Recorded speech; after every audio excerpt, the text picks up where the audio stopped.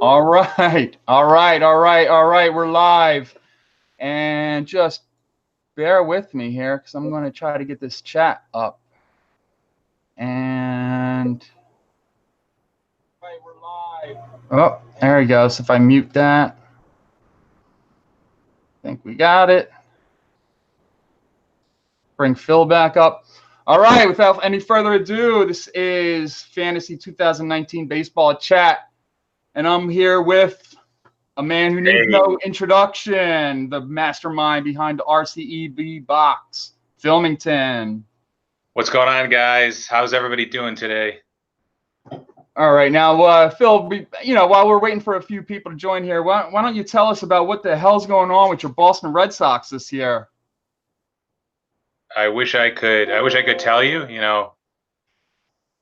They say that a hangover shouldn't last more than a few weeks, but we've been pretty bad. I guess as of late, maybe we've won like the last 4 out of the last 5 games, but it's been really pathetic. What would you say your dire issues are that come to mind first for them to get things turned around here in the early going? Actually, I know they've won the last few in a row, but Chris Sale takes the mound tonight trying to avoid 0-6. So who saw that coming? I know. I think that Chris Sale, I think right there, that's probably our biggest issue. Looks like he got the velocity back as of the last couple starts, but the numbers just aren't there. And yeah, has that velocity come at the expense of his control, though? I know. So, and that, he could be in danger of getting hurt if he's tweaking his mechanics. Just try to throw the ball a little bit harder. So hopefully we don't have anything bigger there. Hopefully this is just like a quick fix and he's able to get back on track. Eduardo Rodriguez has been pretty decent, but other than that, the rest of our starting pitchers have been pretty terrible. Offensively, too, like JD Martinez hasn't done a whole lot. Up till last week, Mookie Betts hasn't done a lot.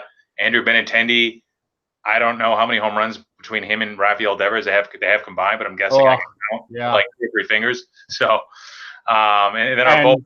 What about that bullpen? Are they going to bite the bullet and sign Craig Kimbrell or not?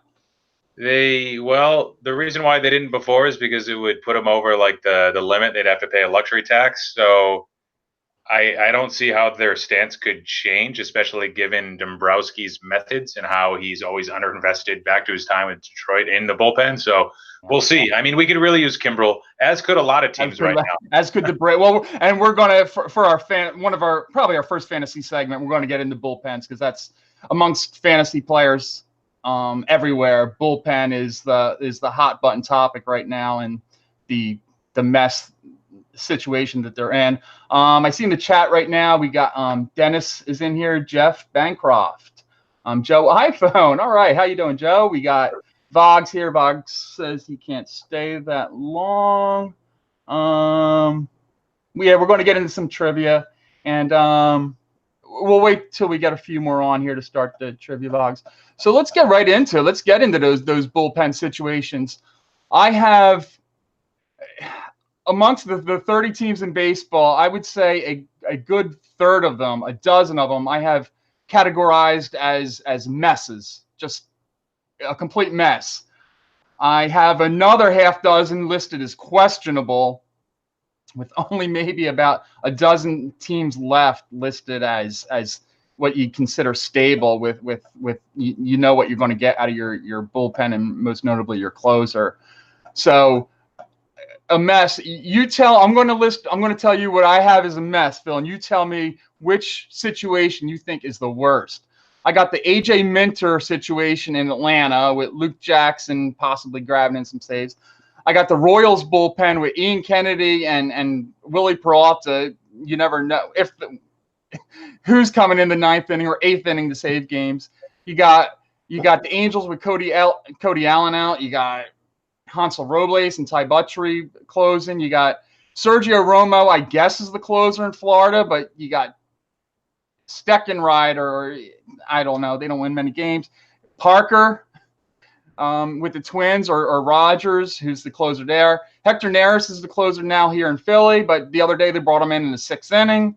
So who knows what's going on there. You got Anthony Swarzak and Rowanus Elias in Seattle. Again, who knows there? And Jose Leclerc apparently just lost his job to Sean Kelly in Texas. Are there any of these names here you would feel comfortable with for the remainder of the season, anchoring your bullpen in fantasy, Phil? No, but two names that might have some upside. Maybe Sean Kelly. I think he had an off year last year, but I think he's been an overall pretty good pitcher throughout his career. And maybe AJ Minter has the stuff to be a closer if he can steal that job and run with it.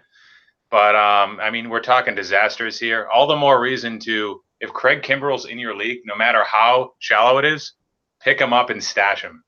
I mean, because once he joins, would you trade for him? Would you give up a top 50 or top 100 player for him? I would say I would think about a top 75, maybe not top 50, just because you don't know when. That's why I had to think about it. I was like, 50 might be too high. I think 100 might be too low. So yeah, all right. So we're on the same wavelength. We would probably give around a 75th ranked player up for Kimbrel for what he's going to give you for the rest of the year, if and when he signs. You got to think it's going to be soon. He's reportedly come down off of his asking price of 5 years, $100 million, but how far down? It's anybody's guess. And yes, I do like Sean Kelly, but interestingly enough, that's the one closer situation where I think the closer who might be on the outs, Jose Leclerc, has the best stuff. He has excellent stuff, and just had a ridiculous August and September last year, which won him that job this year. All right, now listed as questionable. Now that was 10 teams that are messes. I have another half dozen here that are questionable. Actually, Will Smith is actually doing a pretty decent job for the Giants in San Francisco, as is Pedro Strop in Chicago, but I don't love either of them moving forward. Givens only has a couple saves in Baltimore, but he has no competition, so I guess that's good in the fantasy aspect.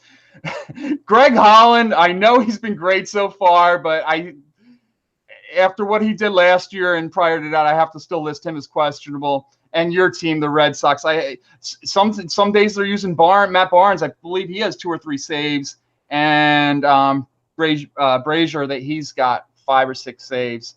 So there's another half dozen questionable ones. Are there any there that instill any confidence in you moving forward on out of those half dozen?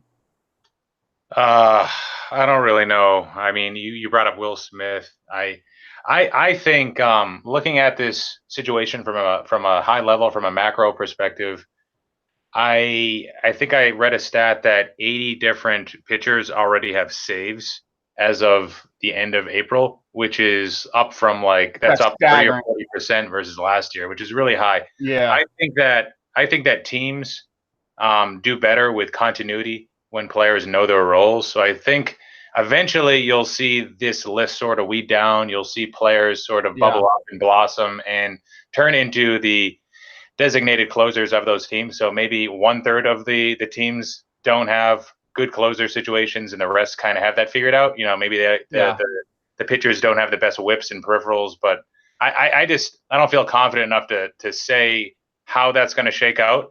There's a definite, it seems like 8 to 10 closers that you can rely on right now that are pretty damn good, like Rice. And that's it. And that's really far down from years past. Right. I want to jump on the chat real quick. Lone Star is saying he's agreeing. Leclerc is a beast in terms of his stuff, but the walks down. What is he like? 7 walks per 9. He did the same thing in 17, I think. Yeah.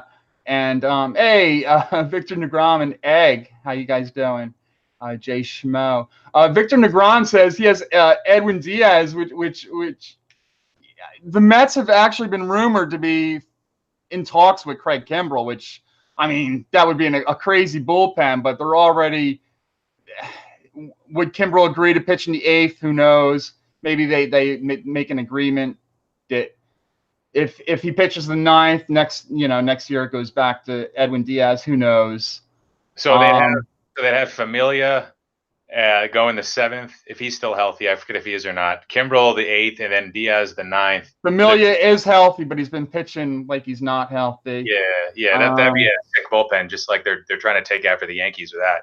I mean, if you can do it, if they can afford it, then Yeah. I mean, they seem to be a contender Thanks this year. for stopping by. Now, something you just mentioned on you said a team likes continuity, and in the bullpen, and prefer to go with one closer, but there's one team that definitely does not like that, and I couldn't put this team in a mess or even a questionable, because their situation is actually very good in terms of real life baseball, because they have 3 very reliable closers. They're all doing well, and you just never know if you have one of them rostered on your fantasy team, who's going to be getting to save that night. And I think you know where I'm going at that. What team am I referring to?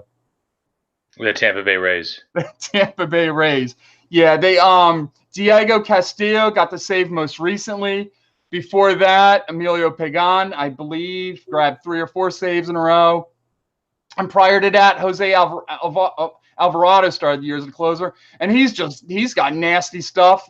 He reminds me of Zach Britton a couple years ago, throwing in the high 90s with a devastating sinker. So, yeah, in terms of fantasy, they're an anomaly, because you'd like them to settle on one, but in terms of real life baseball, you can't really fault Kevin Cash for going with the, I don't know, you want to call it a committee or a trio closer, or whatever you want to call it, but it's really interesting.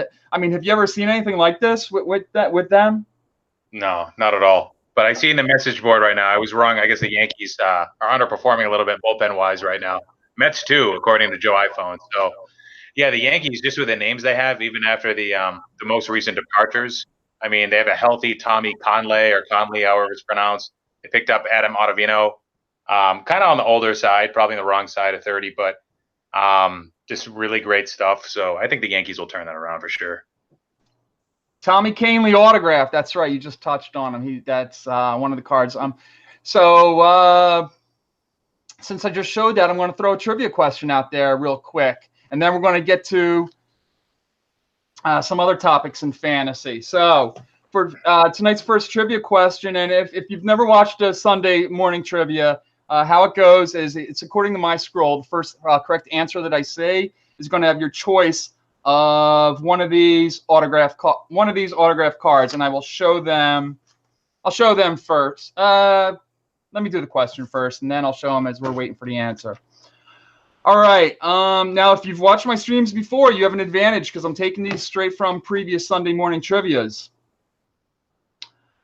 So it's going to be, this one's a common knowledge one. When Bobby Thompson hit his shot heard around the world in 1951, what New York Giants hitter would have been up next? Who was on deck when Bobby Thompson hit his shot heard round the world in 1951? CJR pre-answered with 7. Who? True or false? I might do a true or false. Willie Mays is correct. Who got that? All right, Vox. Yes, Willie Mays was on deck. He was a rookie in 1951. So, Vox, real quick, I need you to give me an answer here on the autograph card you want. These are all certified autographs. We got Robbie Ray, Sandy Alcantara, Trevor Williams, Brandon Woodruff, Kendall Graveman, Seth Lugo, Dinelson Lamet, Tommy Kahnle, Zach Granite, Jorge Alfaro, Joe Musgrove, Stephen Piscotty, Tyler Skaggs, who pitched a good game last night against the Blue Jays, Chad Pinder, and Wilmer Defoe. Your pick on those, Vogs. And while you're thinking about that, I'm going to pose my next question, fantasy relevance, to Phil, and that is Nick Senzel is coming up tonight. He's going to start in center field for the Cincinnati Reds as the latest hot prospect to be called up. Of course, Vlad got called up last week. Vlad actually is only 3 for 18 to start off, but I wouldn't worry about that. Definitely not. He's a stud. Yeah. Full 80 on the 20 to 80 scale. So Nick Senzel starting tonight in center for the Reds. Who do you think is going to be the next hot prospect to come up and make an impact on fantasy baseball? Or a couple names if you have a couple. There's a few guys right now. Two names that come to mind, two hitters that I'm thinking about. I know there's a pitcher too. You can talk about him, but Keston Hiura, second baseman for the Brewers. He's been having quite a nice season for their AAA team. I think he's got a 300 average with 8 home runs, maybe some speed, and a 600 plus slugging. So I don't know what else he has to prove. Of course, playing time might be something that he might have to battle with, but a guy that all of a sudden has less outfield competition would be Yordan Alvarez, and he, I think, is first base eligible in a lot of fantasy leagues. But I think he'd be coming up to play outfield. He probably recently passed Kyle Tucker in the pecking order. I think he has 10 home runs right now. Again, AAA player. And the Astros currently are splitting time between White and Kemp. So I mean. Right. That's not Willie Mays that he's going to be replacing out there in left field. So I actually recently picked up those two guys in one of my leagues. It's a 10-team league. Maybe I jumped the gun a little early, but Senzel, sorry, if he's still available in your league, as Jeff said, he's going to be the full-time center fielder. No playing time concerns. He's not coming up in platooning. He's going to instantly. Well, the hope that he's going to instantly be an impact bat. He's got a good eye, too. Walks a lot. That should translate to a decent average, at least from the get-go. Should give him a modest floor, at least, if he struggles a little bit. And the Reds need some offensive help in the worst way. Yeah, Yasiel Puig isn't cutting it. I think Suarez is slumping a bit. Joey Votto isn't doing shit. God, I know that, and I know you know that, too. Oh, man, yeah. Yeah, he's killing me. I think I took him with pick number 50 overall, thinking that he was going to bounce back from last year, but it has not happened yet. One other name I wanted to throw out there was Casey Mize of the Tigers. I know the Tigers are going nowhere, and they really have no there's no sense of urgency to bring him along. But I have the numbers here. So far, he's posted this year in the minors. He's 3-0 with, get this, 0.26 ERA, 0.26 whip. And in 35 innings, he's only walked 2 guys, which is incredible for a young pitcher to show that kind of control, and averaging just about a strikeout an inning. So, it remains to be seen if and when the Tigers call up Casey Mize, but he could definitely, at the very least, put up some good numbers for you down the stretch as a September call-up, if not before then. Yeah, Jesus Luzardo, I know you'd mention him if I didn't. He's a guy that would have had an innings cap this year, but since he's injured and he's probably not going to debut till about June, assuming that there's no setbacks, he's a guy that could contribute. Who knows? Maybe they rely on him down the stretch if the A's compete again for the playoffs. Right now, I think they're in last place in their division, but they were pretty strong last year without a rotation. So we'll see. Yeah. Who was that Eggy mentioned? Come up for Egg. Who was that? Oh, Tristan McKenzie. No, I think he means Mackenzie. Does he mean Mackenzie Gore? Mackenzie Gore. Mackenzie Gore is the only one I'm familiar with. Tristan McKenzie. Huh. But this is Egg. He might be playing with us. And be shocked if that. Yeah, Dennis Price agrees with what you said. See, Alvarez called up to replace White coming up pretty soon. Yeah, Jay Schmo brings up a good one. Brendan Rodgers. He's actually, I think I have his numbers here, and Hampson's giving you nothing in the infield, or Ryan McMahon for that matter. And yeah, here I have Brendan Rodgers. Good one, Jay Schmo. He brought up Brendan Rodgers in 2019 so far. He in just under 100 at bats. He's hitting 323 with 6 homers already in the early going, and 9 or 10 doubles. So Brendan Rodgers could be the next big bat. Yeah, put that guy in Colorado. It should only help him. I mean, he Yeah, didn't talk about Garrett Hampson or McMahon too much apparently, but for sure. yeah. Pino says Spuds McKenzie. How you doing, Wicked and Miss Wicked? Hi, guys. Um, all right, where's that put us? Time for another trivia. And you know what? I got to just for time's sake, I'm not going to be able to do a choice.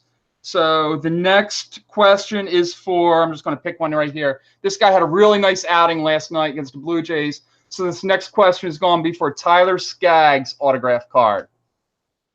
This is out of Panini Prism. So the next question. Who was the very first player to be selected in a Major League Baseball draft? This was in 1965.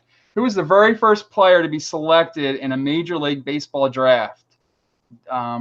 Again, this was in 1965.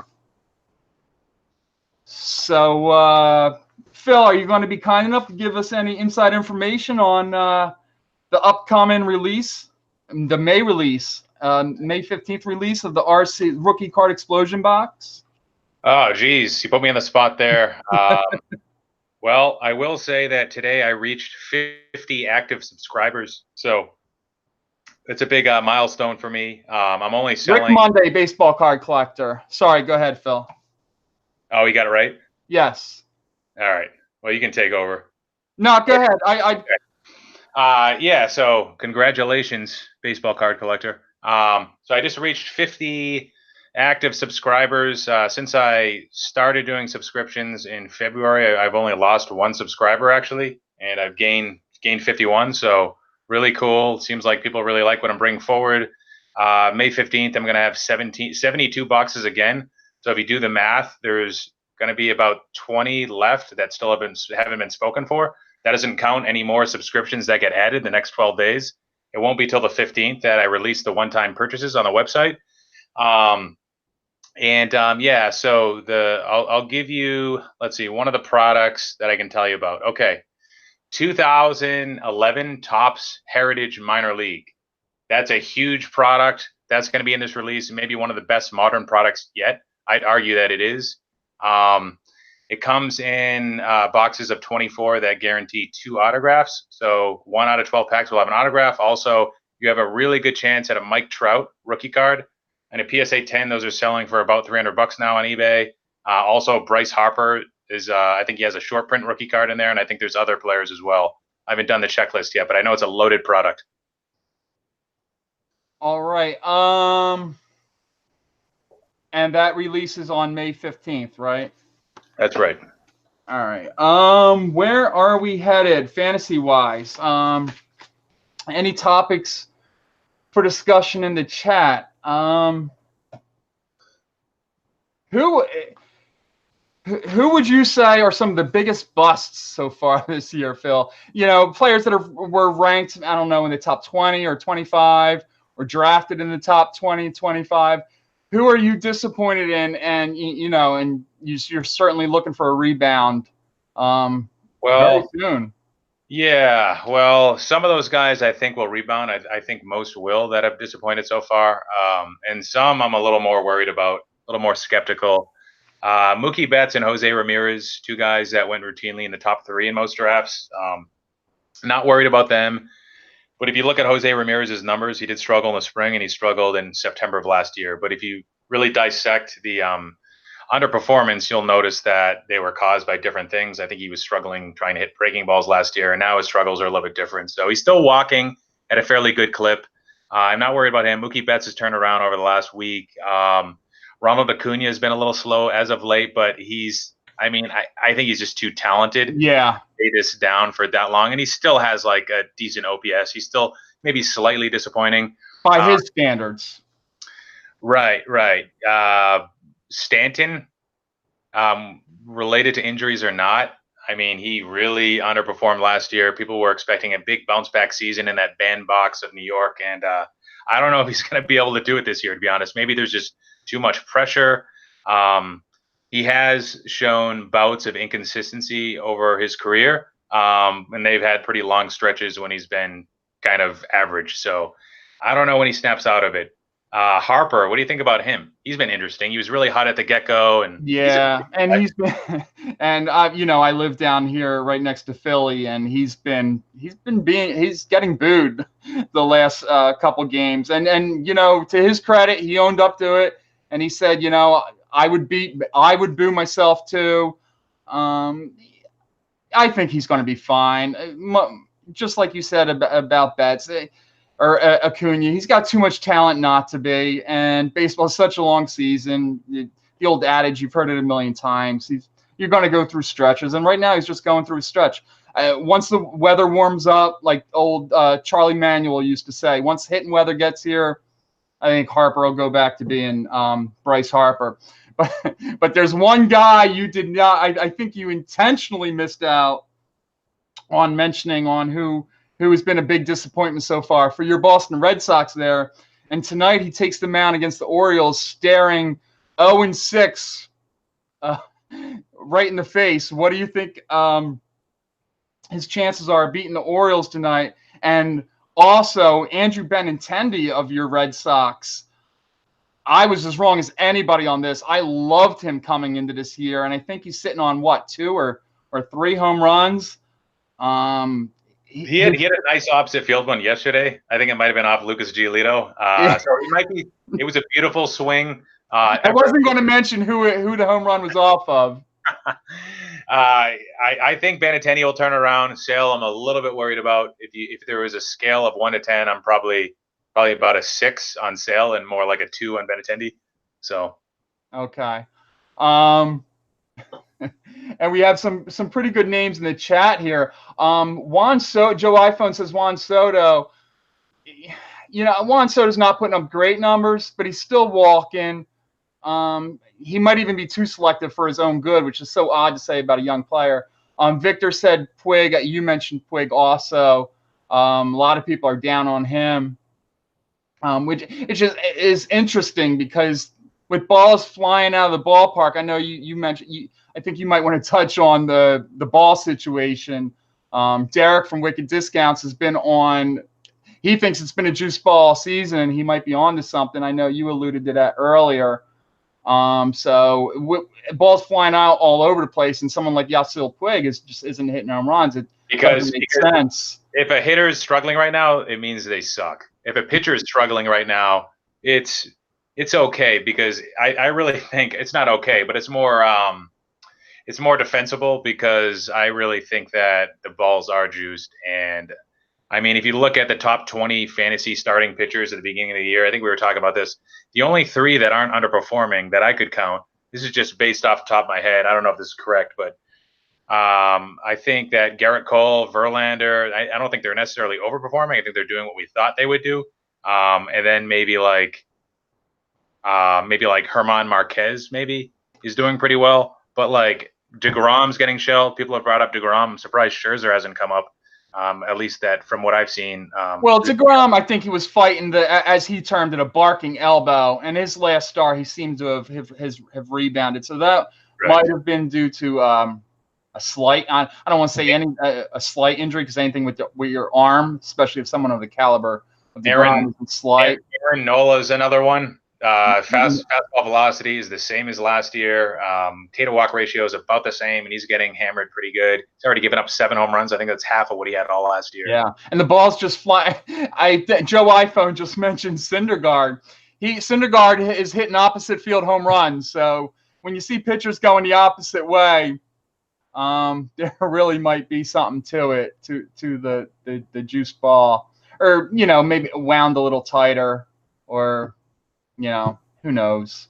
Was it Syndergaard or somebody who said that when they pick up the ball, it feels like their hand gets instantly cold, like their arm feels frozen or something when they touch the ball. Because you know what? I did not hear that. Was that must have been just recently, huh? I forget who it was. It might have been Syndergaard. Somebody in the chat might know, but yeah, that just seems a little different. Kind of like the old Lee Smith when he held the ball. He said it. If a little bitsy golf ball it felt like. So I don't know. Maybe they're doing free. I know they're supposed to rub down the balls. Maybe they're throwing them in the freezer instead of the humidor. Who the hell knows? Yeah, Juan Soto is a guy I'm not worried about. I mean, pick up his cards all day long, guys. He's going to figure it out. He's walking at a decent clip. He's starting to, slowly make better swings and better contact. So don't give up on Soto yet. That's for sure. I know you are highly invested in Juan Soto. You thought that Ronald Acuna, his draft position at the beginning of the year was justified because of his steal potential. But I think his only stolen base of the year was that first game of the season, right? Nobody is, and that's a whole nother can of worms. Nobody is stealing bases other than your Billy and even Billy Hamilton. I think only, I don't know, a half dozen. Nobody's stealing bases. Phil, do you want to hazard a guess as to how many stolen bases Jose Altuve has at this point in the season? Is it like 3? 1. Holy shit! Wow. 1 stolen base. Nobody is running. That is a category, fantasy baseball, where you are scraping the bottom of the barrel to try to get some steals. I know I recently picked up Danny Santana, the Rangers, and he's been hitting the cover off the ball, actually. I didn't even just pick him up for stolen bases. He's hitting home runs. He's hitting balls into the corner for extra bases. The guy can run like the wind. And with one of your favorite players, Rougned Odor, struggling as mighty as he is, I don't see Danny Santana's playing time slowing down anytime soon. I think now he's playing first base, and the mighty 265 hitting Joey Gallo is playing left field. So they're squeezing in Danny Santana absolutely at any position they can just to get him in the lineup. Did you want to address Rougned Odor? I know he's one of your favorites. Not right now, but I did share something with Jeff Airtime earlier this week. There was a purple refractor autograph in a BGS 9.5 that sold on eBay for $1,370. Quite expensive for a guy that has potential, but that's really all he has right now is potential. Adalberto Mondesi, he's been crushing it right now, especially in roto leagues. A lot of steals, a few home runs, a lot of RBIs. Pepino Man's in the chat. Maybe he remembers his dad, Raul Mondesi. I believe he's serving time right now, if I'm not mistaken. Is it down in Dominican Republic? I think he's in jail. Oh, geez, who knows? Don't remember what it's for. He probably made it. Lone Star. I'm not going to come down too hard on your Rangers today, Lone Star. All right, time for another trivia real quick, and then I'm going to ask you, Phil, about your we did potential busts so far, or busts that are current. We're going to touch on players who have just really overachieved next. But first, I'm going to do another trivia question here for. By the way, I'm worried about Chris Bryant. That's the last thing I wanted to say. Chris Bryant's shoulder. He's been bad. I know. He's hitting, off the top of my head, I believe he's hitting 240. I think just maybe 3 home runs. So the power's not there. Maybe he isn't over his shoulder issue. Mm-hmm. All right. Next question is going to be for this Zach Granite out of Inception. It is serial number to 99. Zach Granite autograph out of Inception. All right. Who was the first player to hit 40 home runs in consecutive years for 2 different teams?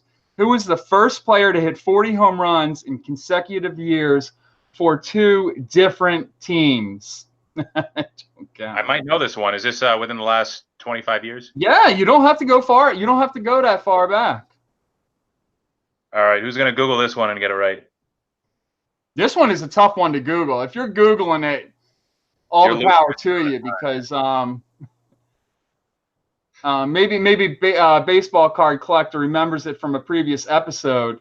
Are the initials of the guy AS? No. Okay. We got Prince Fielder, Jose Canseco, Greg Vaughn. Come on, Dennis Price, you can Google it. Big Mac. Yeah. Bonds, Vinny Castillo, Phil Negro. No, baseball card collector. A hitter. Who was the first player to hit 40 home runs in consecutive years? I think he meant Phil Plantier. I don't think Phil Plantier ever hit more than 30 home runs. Uh, the Sandlot reference. Aquino. Joe Mansman gets it right. Yes, Andres Galarraga, the big cat. In 1997 with the Rockies, and then in 1998 with the Braves. I was thinking Alfonso Soriano for some reason. Oh, is that okay? That's what when you said A, I thought you were on to it, but okay. Not to be. Joe Mansman. All right, got that down. All right, now I'm going to get to this is my favorite part of the night here. We get to talk about my breakout player. Now I admitted I was wrong on Benintendi earlier because I thought he was just going to be enormous right out the gate. But this time I get to toot my own horn because I've been singing this guy's praises since the end of last season. And he had an ADP of 180 going into this year. I think I took him at pick number 150 on my draft just to make sure I got him. And that's Tyler Glasnow. 5-0, and he's going for 6-0 tonight. He actually could be 6-0 already, but Kevin Cash pulled him out a little earlier. 2 starts back against the Red Sox where he was pitching fine. I think his pitch count was at like 80, and he took him out of the game. So I don't know why. But your thoughts on Tyler Glasnow, Phil? Well, we always knew he had the stuff. I think this is the best control that he's ever shown, even including the minor leagues. So, I mean, he's still super young. He's got the good baseball body that you like, Jeff. And, I mean, what's not to like? I think this is pretty legit. There probably will be some bumps along the way. I like the 6'8" guy throwing gas as opposed to – I know you like Walker Buehler, and I'm not coming down on Walker Buehler. I think he's going to have a nice career. But do you want a guy throwing gas 4 or 5 inches closer to the plate with the release point or 4 or 5 inches further back? I say you don't swim against the tide if you don't have to. And Walker Buehler was going, I think, in the top 50. So, of course, Walker Buehler had a small track record to go by, and Glasnow did not. But on raw ability alone, as you mentioned, if the guy throws strikes, he's damn near unhittable. Yeah, I mean, for like a dynasty league's purpose, I'd probably still take Walker Buehler for the long term. I think he already has 4. I think he has 4+ pitches right now. Glasnow has his 3rd pitch. He's throwing 4% of the time. It's a changeup. If it's not broke, don't fix it though. I just think that at this point, Buehler is just more of a polished, like finished product. And he's a little bit younger too, so I think the Dodgers will get a lot out of him. Okay. This year, maybe not so much. This year, he could be injured. His velocity's still down. I don't know what's going on this year, but all right. Let me ask you this: remainder of 2019 and all of 2020, who has more wins and strikeouts, Walker Buehler or Tyler Glasnow? Ooh, so is Glasnow on an innings cap? I don't. Maybe what is it, like 180? You think, or they're definitely going to restrict him. I don't think he's ever gone over 130. I looked it up. It was somewhere in the 130s where he's never gone over in the past. So okay, so I see right here 111 is what he had last year. Ooh, that's a tough one. If you had said who will have the lower ERA or WHIP, I'd go Buehler. But if you go strikeouts, that's a tough call. That might be Glasnow. Okay. Split the difference. And to your point, Buehler might have better ERA and WHIP, just due to the fact that he pitches in the National League as opposed to Glasnow in the American League. Dennis Price, I don't know if I agree with you. He does get some strikeouts. He is a ground ball pitcher too, but he gets a lot of strikeouts as well. Vogs and Lone Star agree with you. They got Buehler on that question, and Raider Nation. Maybe I'm in the minority on that one. So what other players have really either surprised you or have really impressed you in terms of how they've performed up to this point in the season, given their average draft position a month ago? Well, this guy you weren't very high on at the beginning of the year, and I think he's probably the #1 overall fantasy player right now, if not #2. That is Cody Bellinger. He's been crushing it. You are 100% right. I did not see that coming out of him. I just thought his swing was too big, but shows you what I know. Yeah, I mean, he had shown that he could do it, and I mean, it wasn't a small sample size. In 2017, he was quite impressive, and what is he on pace to break the RBI record in the National League or something Yeah, right now? he's been unbelievable. I mean, he's been the main cog in that offense. Who do you think? Who do you think ends the season with more home runs, him or Christian Yelich right now? I'd say Bellinger because he's got he just has a swing that kind of fits the like a 40 home run season a little bit better. He And does. If yeah, you're talking strictly home runs, I'd have to say Bellinger. And I assume you're going by the assumption that Yelich comes back from his back problem in fine shape. I'm not sure if he's in the lineup yet. I know they didn't put him on the IL, so I assume he's going to be back any day now. But yeah, Raider Nation, excellent point. Bellinger in the playoffs couldn't hit a basketball, and maybe that influenced me on the way I felt about him coming into this year in spring training. He was god awful in the playoffs last year, and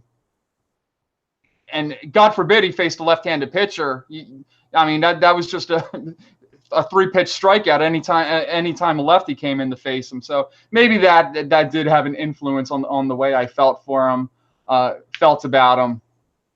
Sorry, Pepino, to come down on your Dodgers, but I've been totally wrong about him. He's been great. One guy who I think you have to, I believe he just won I just saw it on the scroll. He won the Pitcher of the Month award in the National League. Is Luis Castillo. Now, Luis Castillo is much like Luis Severino in terms of stuff, but he's just been downright filthy this year. I mean, who saw that coming?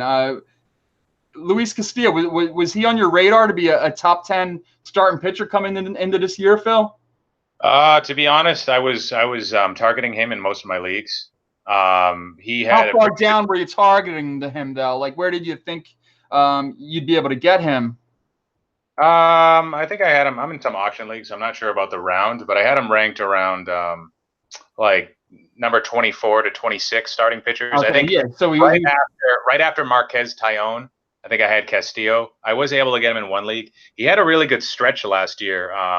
Even with his velocity in 2017 compared to 18 on his fastball was way down, but he was still able to, I guess, reclaim some of that velocity late in the year and have a lot of success with it too. And I think now I'm pretty sure he's got 3+ pitches. So sometimes it takes a little bit of a while for these guys. Yeah. He's been 50% of the time, and he throws his changeup 30% of the time. Fastball 55. Much better split than Glass now. I think he has a better chance of maintaining the success versus a guy. He's been the one shining beacon in what's been a really rough start for the Cincinnati Reds. I see Boggs says not baseball related, but he's going to the Wells Fargo Championship tomorrow. That's awesome, Boggs. Of course, next week is the PGA, the next major up here in Bethpage, New York. I'm really excited about. You know who finally broke out this year, and I've been waiting. And of course, I didn't draft him this year because I drafted him in the previous couple of years thinking he was going to break out. Of course, the one year I don't draft him, I kind of gave up on him too early, and now he's hitting the cover off the ball and actually stealing some bases. And that's Yoan Moncada. Of course, he's the young infielder that they got from the Red Sox in the Chris Sale deal. And Yoan Moncada has had the talent, but finally this year he's putting it together. Just looking real quickly, he went number 153 overall in my draft, and he's performing like a top 20 player to this point. Are you surprised by Yoan Moncada's success? Given what we saw the last couple of years, a little bit, to be honest. I didn't think it would come this quickly. We knew he had a limited strikeouts. He already walked at a decent clip. And it looks like he's really done a great job improving his plate recognition. So, I mean, we knew about the power, we knew about the speed, we knew about the walks. So it looks like he's now a complete player and a fantasy stud, to be honest, in the making. I want to give you a chance to pick out a couple, maybe one or two more players that you think have really overachieved in terms of where they were drafted, but I want to do one more, and this will probably be the last trivia question, or maybe I'll finish the stream with a trivia question, but I'll do one right now for How about this Stephen Piscotty autograph? We're going to do a question for Stephen Piscotty. This is the 87 retro look-in card. Of course, Stephen Piscotty with the Oakland A's.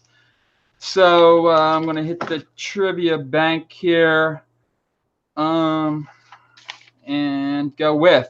When Tuffy Rhodes hit 3 home runs in an opening day game in 1994, he was the second player to achieve this feat. Who was the first? Who was the first player to hit 3 home runs in an opening day game? And again, this is one you don't have to go back too far for. Is it Dimitri Young? The meat hook. I don't know, but Dimitri Young had one hell of a baseball card collection. He's one of those guys that just spent an inordinate amount of money on baseball cards. I believe Pat Neshek of the Phillies does the same. And he's now rich from it. Well, I think he's rich from playing baseball. Baseball card collector. Yes, George Bell. George Bell did this in 1988 with the Blue Jays. So baseball card collector with his second win of the night. Good job out of you. Any other players you think that have really, really burst onto the scene this year, Phil? I have. Oh, sorry. I would say Tim Anderson, Sox. He's not going to keep it going. Another guy, Nick Vogelbach, he's already started to slow down. So Vogelbach I might hold on to for a little bit longer. But I'm not a big fan of the guys that strike out way too much to sustain a decent batting average. But yeah, even though Anderson last year was 2020, I guess if your league's deep enough, hold on to him. Just know that this isn't the real Tim Anderson. You know what? I mean, but a speed and power guy, and he's actually hitting for average. I believe his last time I looked at his average, he was over 360. So he's actually putting the ball in play, which, you know, if he's going to, who knows if he's going to sustain it. But how about Jesse Winker? What do you think about Jesse Winker? So Winker right now, he's got a lot of power, right? Yeah. I mean, he's really been the only player for Cincinnati who's doing anything at the dish. You know, people liked his hit tool as a prospect, and he was projected. He probably never hit more than 15 or 20 home runs in any minor league season. But they say that people with good hit tools can add power more easily at the major league level. I don't know how they came to this point. Maybe it was quite anecdotal, but hey, it looks like it's working, right? I think it was somebody from CBS. I listen to their podcast all the time. Projected that there's a good chance that Winker might have the same or a greater OPS than Joey Votto this year. I thought that was ridiculous, but hey, who knows? Who knows? Yeah, and one other guy I wanted to mention he's not a breakout because he was very good last year, but he kind of tailed off the end of the season. I know myself and yourself included both like this guy, but he still fell to in the 90s in my draft, and I think his ADP was somewhere around there as well. And that's Jose Barrios. What do you think about Jose Barrios? Do you think he's going to continue the success he's had in the early going here? Stud. Yes, I do. I think he's going to turn into one of the American League's best aces for years to come. He's got a great changeup, just filthy stuff, good control. He's a really talented pitcher. Yeah. And quick question for you. What team has the best record in the major leagues right now? Probably a team that won't make the playoffs. Is it the Cardinals? Is it the You're close. I believe they're second, but it's the aforementioned Jose Barrios led Minnesota Twins. Oh my God, that's nuts! Yeah, I was just in Minnesota. Yeah, they weren't too happy with the Joe Mauer situation, him retiring, and pretty much having nobody to root for on that team except for Miguel Sano. So, all right, I'm going to do one more quick trivia one, and then I'm going to ask you if you have anything else you want to address, or if you want to address anything going on in the chat. But before we do that, we're going to do one more trivia question for, I don't know. How about this guy right here? He had an awesome playoffs series last year against the Dodgers. He's pitching tonight, actually, and that's Brandon Woodruff. He's pitching against the Mets right now. The game probably already started. Maybe somebody can fill me in on what's happening with Brandon Woodruff. But we got a Brandon Woodruff Topps Chrome rookie card on-card autograph. And I'm going to give a trivia question for that card right now. All right, and the answer for this one, I'm going to require the answer completely spelled out, and I need the spelling to be perfect. The correct answer needs to be spelled out, and the answer has to be spelled correctly.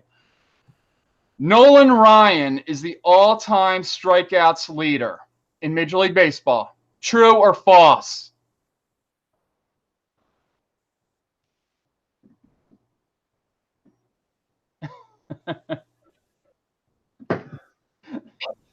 Phil, how didn't you get in so fast? I know I've got a lag here, so Chris's cards. All right, Chris's cards was the quick on the trigger. Yes, Chris's cards gets the Brandon Woodruff. Ah, God dang it!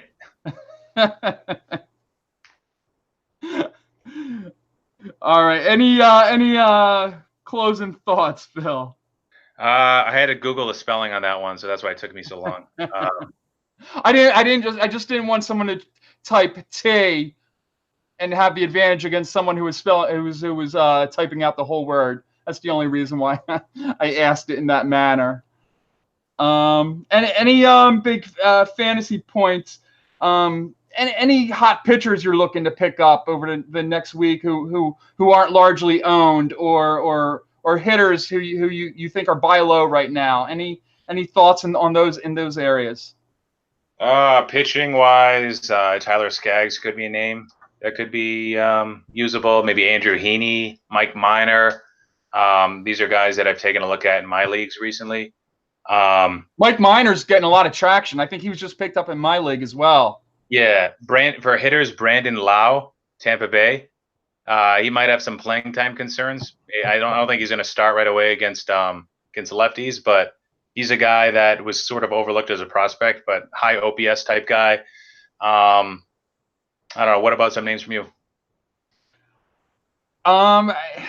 There's Byron Buxton, going back to the Twins.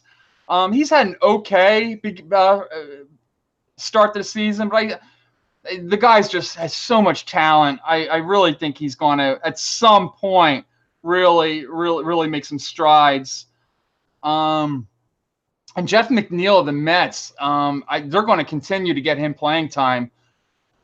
He's just tearing the cover off the ball. I believe he's another one, much like Tim Anderson, whose average is around 350, 360. They've been plugging him in at second, at third, left field, just to get him in the lineup. I believe he is owned in 70% of most leagues, and I think he should be a 90% owned player, for sure. That's it. That's all I got, Phil. Anything else you wanted to add? No, not really. Thank you again for the 50 active subscribers of the Rookie Card Explosion Box. Coming your way soon, maybe some more sneak peeks into some of the products that will be included. Yeah, I was just going to ask you, are you going to give us a sneak peek again a couple days prior to release? Yeah, I probably will. Maybe on Facebook, I'll show some pictures and stuff, reveal a couple more products. And that's basically it for me. If you guys are buying cards right now, Jose Ramirez, Mookie Betts, undervalued, buy low. That is the Mookie Betts base that you picked up at last weekend's card show? Yes, this has got to be at least a BGS 9. It's in such great shape. No, I think it's a 10. I know a guy that pulled a gold Mookie Betts rookie out of that RCEB box. That was ridiculous. Oh my God, when you did that live, that was nuts. And what are the chances that I did that live with you on the phone with me? That was just absolutely ridiculous. I mean, that was crazy. Really. Yeah, but now that Mookie Betts has struggled a little bit, I won't have his product included in the explosion box. I target the guys that are hot, or I try to if it works well. So look for a chance at Bellinger and Yelich. So those are Bellinger and Yelich. Going to keep that in mind. All right, so that's going to do it, guys. Again, we thank you all for jumping on here with us while we talk some fantasy baseball. We'll try. I know it's probably been over about a month since we last went it, so maybe we'll do it again in a couple of weeks on Phil's channel. I don't know. Me and Phil will iron that out, and we'll drop a video or message to let you know when we have that coming up. So that's going to do it. Again, I appreciate everyone joining us, and peace. I'll see you next time. See you later.